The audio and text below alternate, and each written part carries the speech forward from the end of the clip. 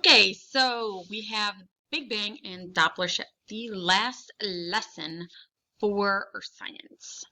All right, to the best of our knowledge, the universe began as a single point about 13.8 billion years ago. Something you might want to highlight, make bold, something so that you remember this, 13.8 billion. Pardon me, it's not given to you.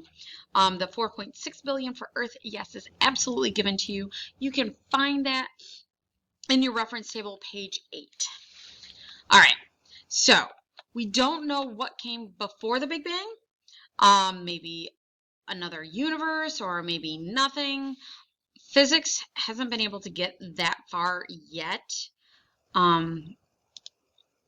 So to help prove the theory that the Big Bang Theory, there are two pieces of evidence to help prove this.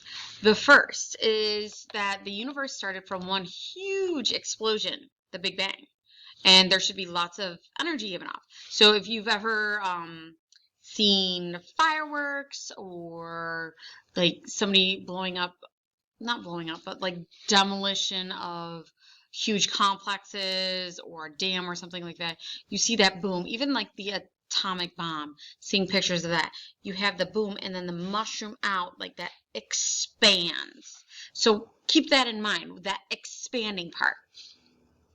The expanding part we can see from the Big Bang or find is in the form of cosmic background radiation.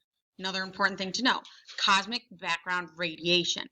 There's energy everywhere that can be detected with radiation detectors like Geiger counters, the little things that go click, click, click, click when there's radiation near. That's what we're talking about. They have satellites and whatnot that have gone out, and they can look and see the different cosmic background radiation, which you can see right here. Okay, so the second part to this that kind of leads with the cosmic background radiation is that because of that explosion, the universe should be expanding, like going out, right? Like I was saying. So everything should be moving away from each other. In the 1920s, an astronomer named Hubble, it sounds familiar, like the Hubble telescope, noticed that the galaxies were red shifting or moving away from each other. Wonder why he said red shifting. Well, to understand this, look at the EM spectrum on page 14 at the bottom, right here. I know it's not colored. I am so sorry about that. We don't have color. But it does tell you the colors at the bottom. Well, think of it like this. If you are looking at this arrow, the decreasing would be pointing towards you. The red would be pointing away from you. Keep that in mind. Very, very important. Very easy to use when you think of it like that. Blue towards you, red away from you.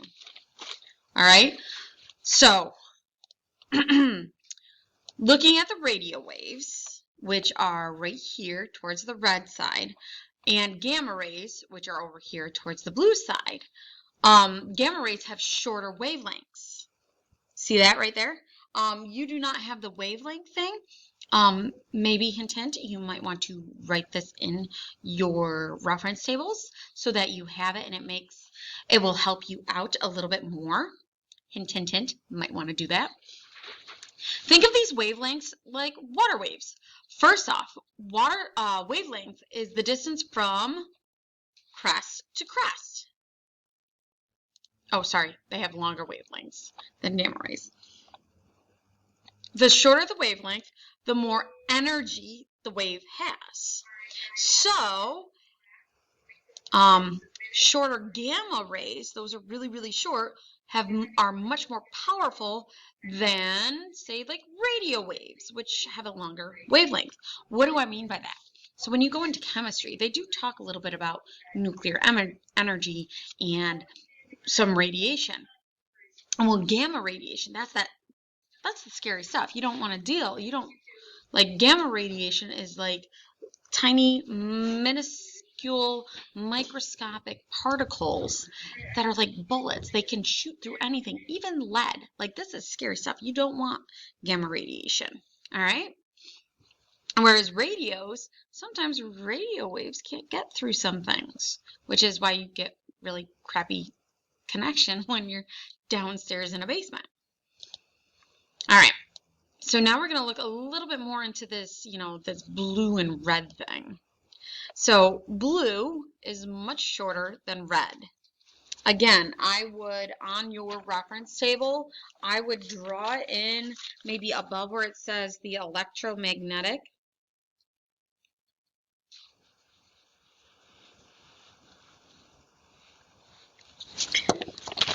So something like that to help you remember blue towards you, shorter, red away, longer. So blue is much shorter than red. Pardon me.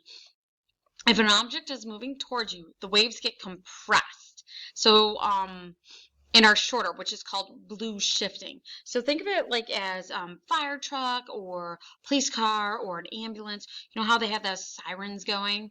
As it's coming towards you, it's very, very loud. You got this really loud coming towards you. And as they start moving away from you, it gets softer, but a kind of deeper. So when the wavelengths get longer and away from you, it's red shifted. All the galaxies in the universe, to us, are red shifted, which means they are moving away. Thus, the universe is expanding, which helps to prove Big Bang Theory. I do want to put a little caveat on here. Most of the galaxies are moving away from us. There is one that is moving towards us, and that is an Andromeda, which we'll get to a little bit.